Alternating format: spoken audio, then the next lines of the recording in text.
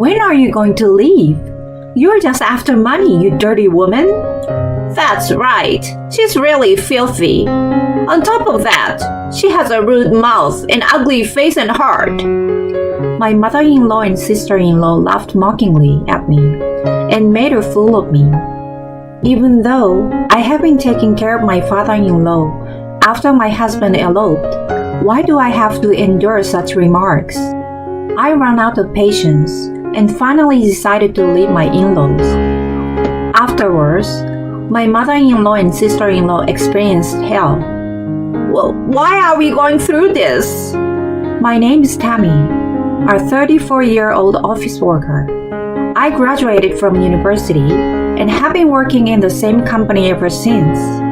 I currently hold the position of assistant manager, responsible for many subordinates. It's a role of great responsibility. I have been with this company for 12 years, and it is a great place to work, and the work is very rewarding. I've always enjoyed working, but regardless, I consistently think it's a great company. And I think a big reason for that is because the president, Douglas, is a very good person. This company is quite successful even among small and medium-sized enterprises, with good sales and decent salaries. But what sets it apart is its remarkably low employee turnover rate. Actually, since I joined the company, very few people have left. And even when they did, it was mostly due to reasons like marriage or childbirth. I have been enjoying my work every day, feeling glad that I joined this company. And perhaps because of my positive attitude toward work, I had gained a great liking from the president. Therefore, about a year ago, the president made me the following proposal. Tammy, you are truly diligent, hardworking, and a wonderful woman. If you're okay with it, would you mind meeting my son, Nathan? Huh? Oh well, if you already have a boyfriend or are considering marriage, then it's a different story. But I would like you to meet my son at least once. I was taken aback when the president suddenly said that to me. It happened to be a time when I didn't have a boyfriend, and besides, I didn't have the courage to refuse such a request from the president. I hadn't had many opportunities to meet someone, and my parents had been asking me when I was going to get married, so I decided to give it a try. When I agreed, the president was very pleased. Thank you. I will contact my son right away. And just like that, a date for me to meet the president's son was quickly arranged. On another day, after work, the president invited me to a fancy restaurant. When I arrived there, both the president and his son were waiting for me. Nice to meet you. I'm Nathan. His first impression gave off a refreshing and handsome vibe. With a gentle smile, he greeted me, and I couldn't help but feel a flutter in my heart. We enjoyed our meal and had various conversations. His stories were interesting, and I found myself drawn to him. Afterward, we exchanged contact information, and he contacted me later to arrange another meeting between the two of us, which I agreed to. To be honest, I had a better impression of him than I had expected. And when we met again, the time spent with him was incredibly enjoyable. From then on, we went on more dates and became a couple. Tammy, I heard from Nathan. It looks like you've decided to start dating. I apologize for a delayed announcement. Oh no, there's no need to worry about that. Nathan feels relieved to be in a relationship with someone like you, Tammy. But if there's ever anything you're not comfortable with, feel free to end things with Nathan at any time. The president laughs when he said that, but I have had no complaints about Nathan so far. He is kind, reliable, and we are in the same generation, so we have great conversations. He is also gentlemanly, and I couldn't find a single thing to dislike about him. Afterward, we continued our relationship smoothly. Although he is the president's son, he currently works in a different company, not his father's. I learned that he has been working there since graduating from university and feels a sense of gratitude for being given the opportunity, which is why he has chosen to stay there. Eventually, he may transfer to this company to succeed the president, but that decision will be made through decisions between him and the president. So I haven't particularly touched upon that topic. Amidst all this, one day, Nathan proposed to me. I want to walk everywhere with you for the rest of my life. Tammy, please marry me. Being proposed to by Nathan made me incredibly happy. Of course, my answer was already decided. I will be with you for the rest of my life. And so, we decided to get married. Nathan and I went together to inform the president about our decision. Oh, so you're finally getting married. This is wonderful news. Let's celebrate right away by going out for a meal with our families. The president, pleased with the news, made plans for a dinner with my future in-laws. I felt relieved that the president was happy about it. A few days later, I had a meal at the restaurant with my future in-laws. Nathan's family consists of his father, Douglas, his mother, Anna, and his sister, Rachel. It was my first time meeting Anna and Rachel. As expected of the president's wife and the president's daughter, they were dressed in high-end brands and exuded elegance. I suddenly became nervous. Although I have known the president and Nathan for a long time, and don't get nervous around them, I knew that my mother-in-law and sister-in-law would scrutinize me as another woman. I couldn't help but worry if they would like me or not. Nice to meet you. I'm Nathan's mother, and this is my daughter Rachel. Hello, nice to meet you. I look forward to getting to know you. Well, it seems you take care of your appearance. Rachel suddenly said that while checking out my outfit. It was the most expensive outfit I had, so if it was criticized, I thought I would be in trouble. I was relieved to receive a compliment. Afterward, we enjoyed our meal and conversation. Thanks to occasional support from Nathan and the president, I was able to have smooth conversation with my mother-in-law and sister-in-law. Tammy, nice to meet you. Let's get along from now on. As the wife of this family, please take your responsibilities seriously. Yes, thank you. I will do my best. I suppose for now, I have gained the approval of my mother-in-law and sister-in-law. Hearing those words from my mother-in-law brought me some relief. Afterward, we complete the introduction between the two families, and Nathan and I had our wedding ceremony. Many people from the company attended the wedding, as it was the wedding of the president's son and deputy manager. And as the wedding proceeded smoothly, Nathan stepped forward in front of everyone, took the microphone, and made the following declaration. Thank you very much for attending our wedding today. From now on, I will be transferring to my father's company and working with the assumption of succeeding as the president. I kindly ask for your guidance and support. Afterward, the president also stepped forward. Everyone, please take care of my son from now on. And he made his greetings. The venue was filled with excitement, and everyone applauded together. The wedding was a great success and became a joyful ceremony. Afterward, Nathan and I went on our honeymoon abroad and started living together upon our return. Our newlywed life was incredibly enjoyable. Since both my husband and I work in the same company, we commuted together every day and devoted ourselves to our work. Although my husband is in a different department, he seems to be diligently learning his job. Well, since he will eventually become the president, he may come to my department in the future, and I might even teach him about work. To ensure that I can properly guide him when that time comes, I will also put my full effort into work. With enthusiasm, we worked and had a wonderful newlywed life at home. Tammy, you are really good at cooking. It's really delicious. Thank you. It's worth cooking when you eat it so happily like that.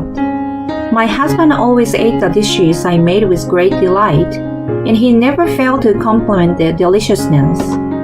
I lived alone for a long time and cooked for myself a lot, so I was getting good at cooking. I felt glad that I could be useful in this way. My husband and I were living a happy newlywed life, and I truly felt that marrying him was the right decision. We lived a peaceful life as a couple for a while after that. But about 2 years into our marriage, my mother-in-law began to interfere in my affairs. Hello, Anna. How can I help you? Tammy, when are you going to have children? Huh? It's been 2 years since you got married, you know. You'll be in trouble if you don't give birth to an heir soon. My mother-in-law started shouting like that suddenly over the phone. I'm sorry, but having children is a gift from nature. My husband and I have been discussing waiting for it to happen naturally. Well, how dare you give me your opinion as a daughter-in-law? I can't believe it. You're getting too full of yourself just because my son likes you, aren't you? No, that's not true. Then have a child right away, or else I will make you two get divorced. That's... My mother-in-law was pressuring me by saying such things. I immediately consulted my husband. My mother said something like that? Yes, she shouted at me and said those things. That's terrible. My husband said he would talk to his mother and address the issue. But then, I received a phone call from my sister-in-law. Hey, listen here. What's your intention trying to tattle on Nathan and attack our mother? Your actions are petty. I never had any intention to attack anyone.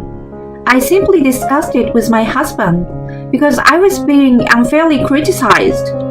Oh, great. Nathan made a mistake by bringing in an insolent wife like you. That's... My sister-in-law, just like my mother-in-law, directed harsh words at me. At that moment, I realized that both of them disliked me. If they want an heir so badly, why don't they let my sister-in-law have the child? Why am I the only one being blamed? But if I were to say such things, they would get even angrier. So I held back my words and remained silent. Now my sister too? When I consulted my husband, he had a look of disbelief. My sister has always been divorced once and came back home. So maybe she don't like you, Tammy. That's... Well, you don't have to deal with them. However, even if my husband said that, there was a strong possibility that they would still come after me on their own. What should I do in that situation? I was thinking that, and sure enough, my mother-in-law and sister-in-law snubbed me every time I went to my parents-in-law's house. They would call me names like a heartless woman, useless, or a gold digger. They would take advantage of moments when my husband and father-in-law weren't around to say such things. I had no choice but to endure, and going to my in-laws' house became extremely unpleasant for me. However, amidst all of that, another troubling incident occurred. My father-in-law, who is also the president, suddenly collapsed. The cause was a heart attack. Thankfully, he managed to survive, but due to the severity, he was left with some after effects. Unfortunately, it affected his legs, and he ended up requiring care. This not only caused distress within our family, but also unsettled everyone at the company. We immediately held a family meeting to discuss the situation. I had thought that my mother-in-law and sister-in-law, who lived with him in the family home, would cooperate in taking care of my father-in-law. However, both of them refused to do so. I absolutely refuse to do any caregiving. I don't want to do it either. Why is that? He's your family. You live with him. Taking care of someone and valuing them are two different things. Anyway, we don't want to waste our efforts and time on caregiving. Waste? I was disappointed with their arguments. Despite the fact that they can live comfortable life thanks to my father-in-law's earnings, I wondered if these two even had a sense of gratitude. My husband was also exasperated by their statements. Then should we hire a caregiver? My husband made that suggestion, but surprisingly, both of them began to reject even that. Absolutely not. That's right. Allowing a stranger to freely come and go in our house? We have no idea what could be stolen. My mother-in-law and sister-in-law vehemently opposed it, saying such things. Then what should we do?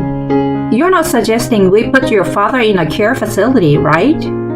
My father-in-law may have mobility issues with his legs, but his mind is still sharp and he's full of energy. He even says he can continue working while using a wheelchair. The option of putting him in a facility is unthinkable. It seems like my mother-in-law and sister-in-law understand that too.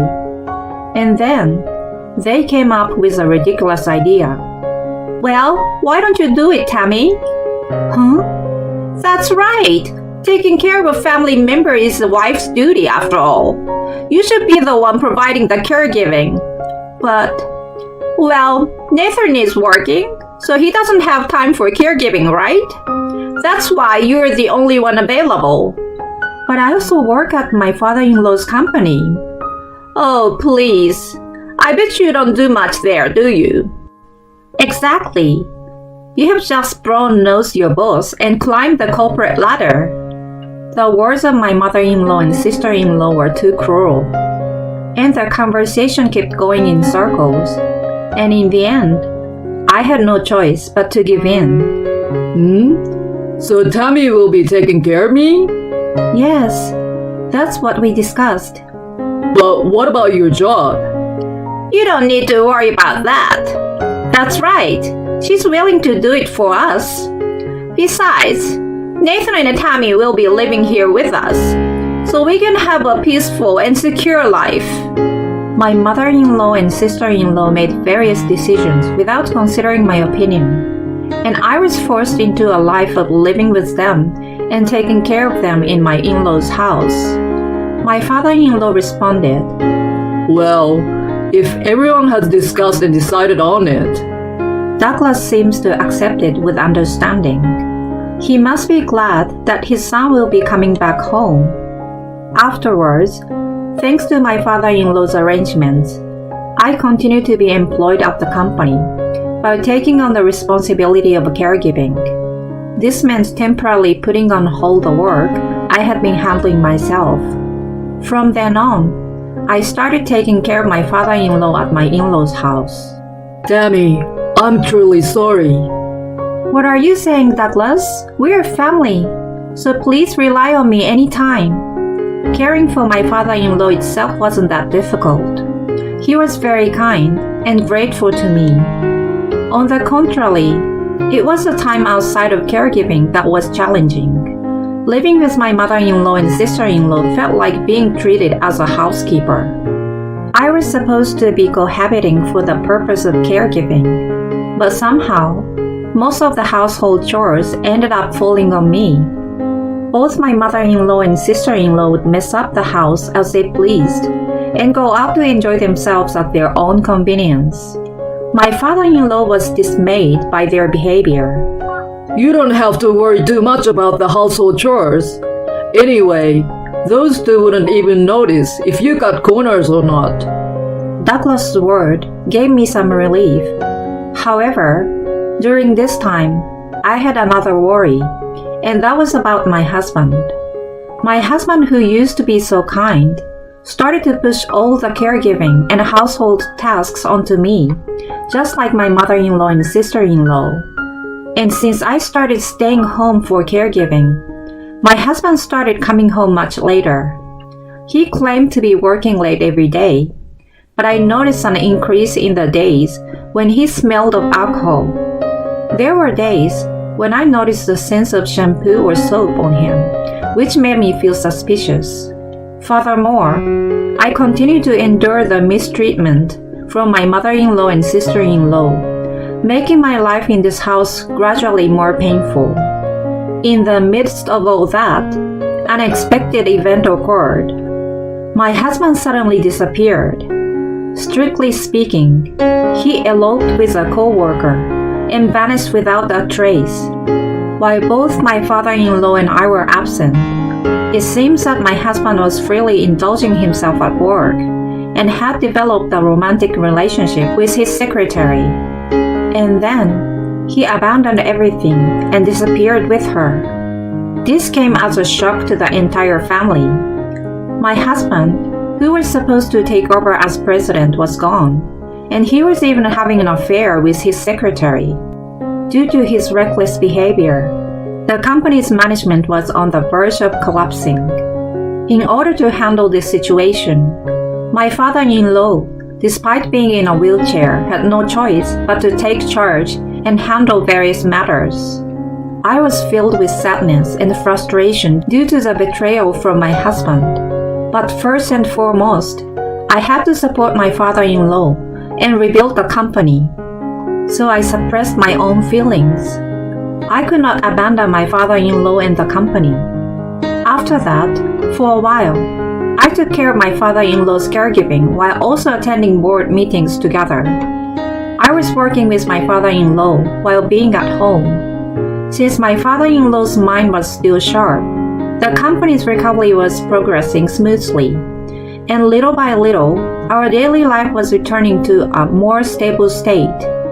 In the midst of all that, one day, my mother-in-law and sister-in-law confronted me. "Hey, Tammy." "What is it, Rachel?" "When are you leaving?" "Huh?" "Well, you were abandoned by Nathan, weren't you? He even left behind the pre-filled divorce papers and walked out. And yet, you're still lingering here. Isn't it because you're after our father's inheritance? You're just a money-hungry, despicable woman." Upon hearing that, my mother-in-law joined in and followed suit. "That's right. You are truly disgusting. On top of that, you have a rude mouth and an ugly face and heart." Saying that, my mother-in-law and sister-in-law mocked me and burst into laughter. Even after my husband eloped, I had been taking care of my father-in-law, so why do I have to endure such comments? "Just get out of it already. You poor excuse for a person." Unbelievable.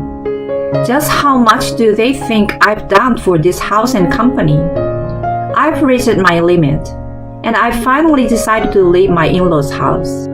First, I played the recordings I had kept of the numerous verbal abuses from the two of them to my father-in-law. I couldn't just keep taking it without doing anything. That's why I was recording it for some time in the future. My father-in-law was left speechless after hearing the countless outrageous verbal attacks from the two of them. Tammy, I feel truly sorry for causing you so much pain all this time. I didn't realize it before, and I deeply apologize. My father-in-law apologized to me. He also mentioned that he would divorce my mother-in-law and cut ties with my sister-in-law. Thank you so much for everything you have done until now. If you're okay with it, Tammy, I would like to continue relying on you at the company. Is that alright? Yes, I look forward to working with you in the future. Thank you. I decided to leave the house with my father-in-law's permission. Afterward, my mother-in-law and sister-in-law ended up experiencing hellish circumstances. It must have been around 2 weeks later. I received a phone call from them. "Hello, what's the matter?" Wait a minute. What do you mean? Why are we going through all this? Both of them appear flustered. "Please calm down and speak properly." We were kicked out by my father. You must have manipulated something. they expressed their anger while saying so. I simply played a recording of the verbal abuse you two subjected me to all this time and let Douglas listen to it. What? Well, Douglas got angry after hearing about it and kicked you both out. So it's your own fault, isn't it? Don't joke around. What do you think you're doing? That's right. You're just a plain woman who got dumped by Nathan. See, whatever you want, it doesn't matter, right? However, I'm already free. Oh, and by the way, I will be taking over Douglas' company. What do you mean? Nathan abandoned his work and ran away from the company. You two weren't working to begin with, so it seems Douglas wanted to entrust everything to me. In fact, ever since Nathan eloped and abandoned his duties, I have been working closely with Douglas all this time. It seems I was able to earn his trust. That's unbelievable. Are you trying to take everything from us? Oh no, not at all. First of all, isn't the house and company both owned by Douglas? Besides, it was you two who were benefiting from it, right? But if you act arrogantly and do as you please, it's no wonder you're no longer welcome. I've already conveyed what I wanted to say, so are we done here? I'm busy, unlike you two who just play around. Wait a minute. I said that and hung up the phone. It was a bit disappointing that I couldn't see my mother-in-law's frantic reaction. But since it seems like they were in quite a difficult situation, I thought, well, serves them right. Afterward, my in-law's divorce was finalized, and my father-in-law sold the house. Currently, he's living alone in a luxurious barrier-free apartment and has hired a caregiver to assist him in his daily life. At work, my father-in-law has been teaching me various things to prepare me for taking over as president. By the way, concerning my ex-husband, it seems that a few years ago, he accumulated debt and found himself in trouble, so he visited my father-in-law for help. However, of course, my father-in-law turned down my ex-husband's request. It appears that my ex-husband mentioned that he would take over the company, but when he heard that I would be taking over instead soon, he seems to be filled with despair. And so, it was declared that his ties would be severed with my father-in-law. And it seems he hasn't been seen since then. I don't know how he's doing now, but he's probably struggling with a life full of debt and poverty. By the way, my ex-mother-in-law and ex-sister-in-law are living together in a cheap apartment, I heard. Unable to forget their once affluent lifestyle, they have apparently become overwhelmed with credit card payments and consumer loans, drowning in debt themselves. The path they will follow from now on will undoubtedly be a living hell, but it no longer matters to me. I intend to make good use of what I learned from my father-in-law and protect the lives of my subordinate as their president.